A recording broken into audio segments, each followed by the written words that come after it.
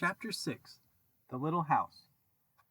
Foolish Toodles was standing like a conqueror over Wendy's body when the other boys sprang, armed, from their trees. "You are too late," he cried proudly. "I have shot the Wendy. Peter will be so pleased with me." Overhead, Tinker Bell shouted, "Silly ass!" and darted into hiding. The others did not hear her. They had crowded round Wendy, and as they looked, a terrible silence fell upon the wood. If Wendy's heart had been beating, they would all have heard it. Slightly was the first to speak. "This is no bird," he said in a scared voice. "I think it must be a lady." "A lady," said Toodles, and fell a-trembling. "And we have killed her," Nibs said hoarsely. They all whipped off their caps. "Now I see," Curly said. "Peter was bringing her to us." He threw himself sorrowfully on the ground. "A lady to take care of us at last," said one of the twins, "and you have killed her." They were sorry for him, but sorrier for themselves, and when he took a step nearer them they turned from him. Toodles' face was very white, but there was a dignity about him now that had never been there before. "I did it," he said, reflecting. "When ladies used to come to me in dreams, I said, 'Pretty mother, pretty mother.' But when at last she really came, I shot her."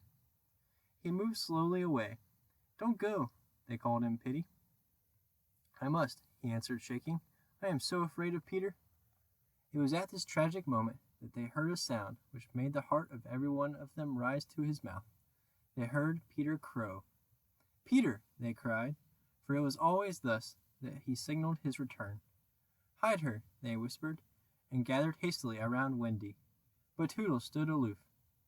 Again came that ringing crow, and Peter dropped in front of them. "Greetings, boys," he cried, and mechanically they saluted, and then again was silence. He frowned. "I am back," he said hotly. "Why do you not cheer?" They opened their mouths, but the cheers would not come.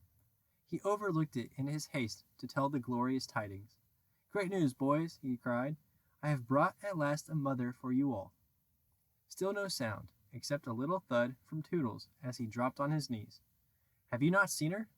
Peter asked, becoming troubled. "She flew this way." "Ah me," one voice said, and another said, "Oh, mournful day." Toodles rose. "Peter," he said quietly, "I will show her to you."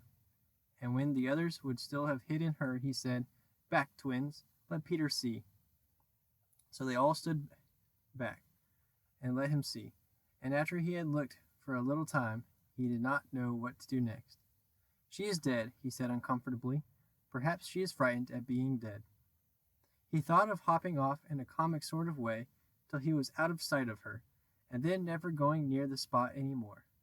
They would all have been glad to follow if he had done this. But there was the arrow. He took it from her heart and faced his band. "Whose arrow?" he demanded sternly. "Mine, Peter," said Toodles on his knees. "Oh, dastard hand," Peter said, and he raised the arrow to use it as a dagger. Toodles did not flinch. He bared his breast. "Strike, Peter," he said firmly. "Strike true." Twice did Peter raise the arrow, and twice did his hand fall. "I cannot strike," he said with awe. "There is something stays my hand." All looked at him in wonder, save Nibs, who fortunately looked at Wendy. "It is she," he cried. "The Wendy lady. See, her arm!" Wonderful to relate, Wendy had raised her arm. Nibs bent over her and listened reverently. "I think she said 'Poor Toodles,'" he whispered. "She lives," Peter said briefly. Slightly cried instantly. "The Wendy lady lives." Then Peter knelt beside her and found his button. He remembered she had put it on a chain that she wore round her neck. "See," he said, "the arrow struck against this. It is the kiss I gave her. It has saved her life." "I remember kisses," Slightly interposed quickly. "Let me see it. Hey, that's a kiss." Peter did not hear him. He was begging Wendy to get better quickly, so that he could show her the mermaids. Of course she could not answer yet, being still in a frightful faint. But from overhead came a wailing note. "Listen to Tink," said Curly. "She is crying because the Wendy lives." Then they had to tell Peter of Tink's crime, and almost never had they seen him look so stern. "Listen, Tinker Bell," he cried. "I am your friend no more. Begone from me forever." She flew onto his shoulder and pleaded, but he brushed her off. Not until Wendy again raised her arm did he relent sufficiently to say, "Well, not forever, but for a whole week." Do you think Tinker Bell was grateful to Wendy for raising her arm? Oh dear, no. Never wanted to pinch her so much. Fairies indeed are strange, and Peter, who understood them best, often cuffed them. But what to do with Wendy in her present delicate state of health? Let us carry her down into the house, Curly suggested. I said slightly. That is what one does with ladies. No, no, Peter said. You must not touch her. It would not be sufficiently respectful. That, said Slightly, is what I was thinking. But if she lies there, Toodles said, she will die. Aye, she will die, Slightly admitted, but there is no way out. Yes, there is, cried Peter. Let us build a little house round her. They were all delighted. Quick, he ordered them, bring me each of you the best of what we have. Gut our house. Be sharp. In a moment, they were as busy as tailors the night before a wedding. They scurried this way and that, down for bedding, up for firewood, and while they were at it, who should appear but John and Michael?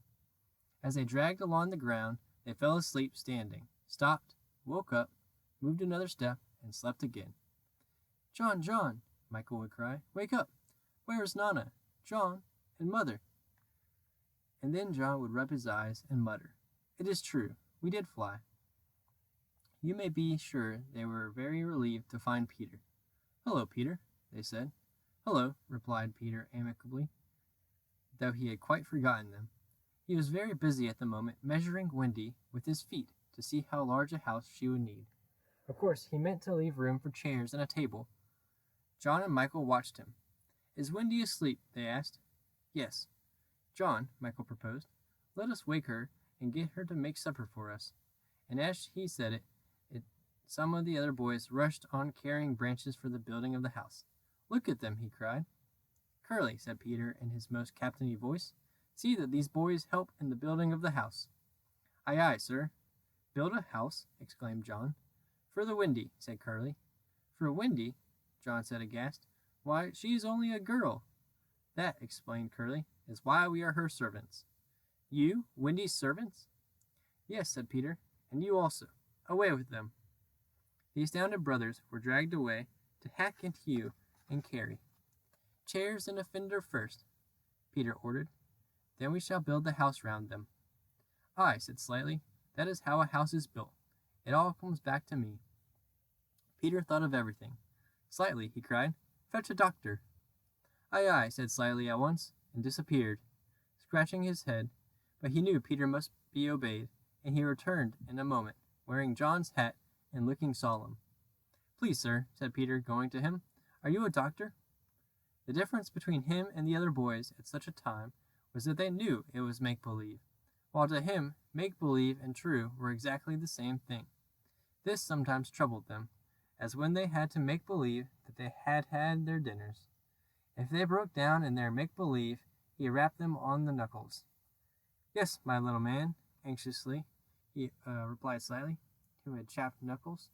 Please, sir, Peter explained, a lady lies very ill. She was lying at their feet, but Slightly had the sense not to see her. Tut, tut, tut, he said. Where does she lie? In yonder glade.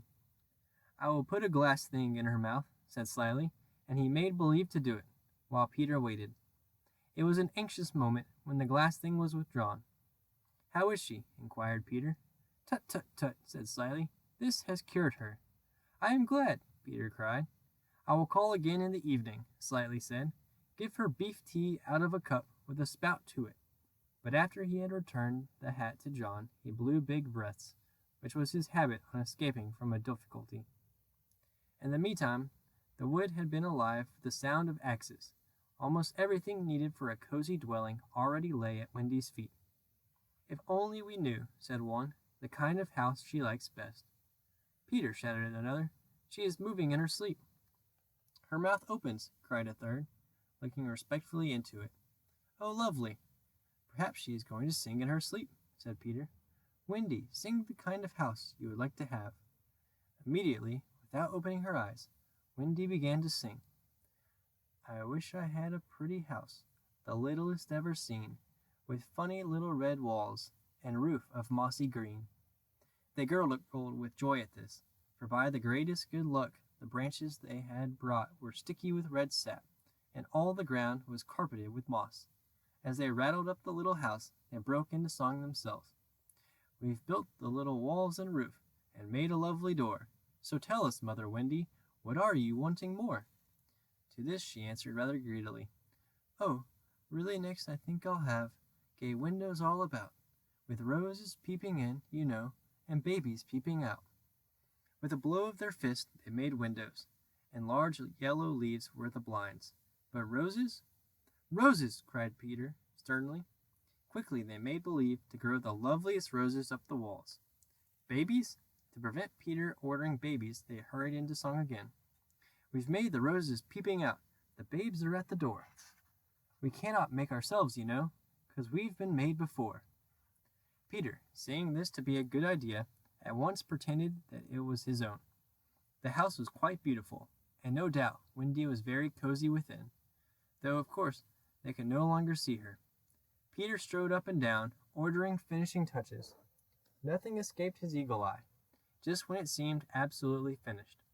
There's no knocker on the door, he said.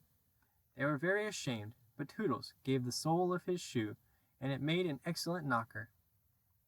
Absolutely finished now, they thought. Not a bit of it. There's no chimney, Peter said. We must have a chimney. It certainly does need a chimney, said John importantly. This gave Peter an idea. He snatched the hat off of John's head, knocked out the bottom, and put the hat on the roof. The little house was so pleased to have such a capital chimney that, as if to say thank you, smoke immediately began to come out of the hat. Now really and truly it was finished. Nothing remained to do but to knock. All look your best, Peter warned them. First impressions are awfully important. He was glad no one asked him what first impressions are. They were all too busy looking their best. He knocked politely, and now the wood was as still as the children. Not a sound to be heard except from Tinker Bell, who was watching from a branch and openly sneering. What the boys were wondering was, would anyone answer the knock? If a lady, what would she be like? The door opened and a lady came out. It was Wendy. They all whipped off their hats. She looked properly surprised, and this was just how they had hoped she would look. Where am I? She said. Of course, Slightly was the first to get his word in. Wendy, lady, he said rapidly, for you we built this house. Oh, say you're pleased, cried Nibs. Lovely, darling house, Wendy said, and they were the very words they had hoped she would say. And we are your children, cried the twins. Then all went on their knees, and holding out their arms, cried, Oh, Wendy, lady, be our mother. Ought I? Wendy said, all shining. Of course, it's frightfully fascinating, but you see, I am only a little girl. I have no real experience. That doesn't matter, said Peter, as if he were the only person present who knew all about it, though he was really the one who knew least. What we need is just a nice motherly person. Oh dear, Wendy said.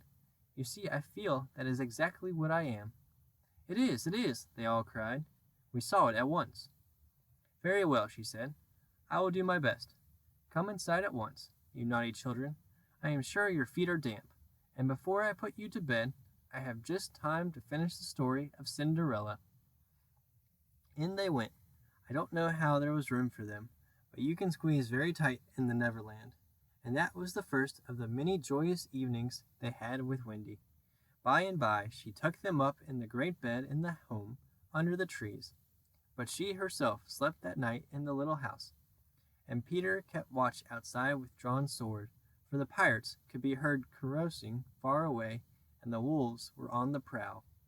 The little house looked so cozy and safe in the darkness, with a bright light showing through its blinds, and the chimney smoking beautifully, and Peter standing on guard. After a time he fell asleep, and some unsteady fairies had to climb over him on their way home from an orgy. Any of the other boys obstructing the fairy path at night they would have mischieved, but they just tweaked Peter's nose and passed on.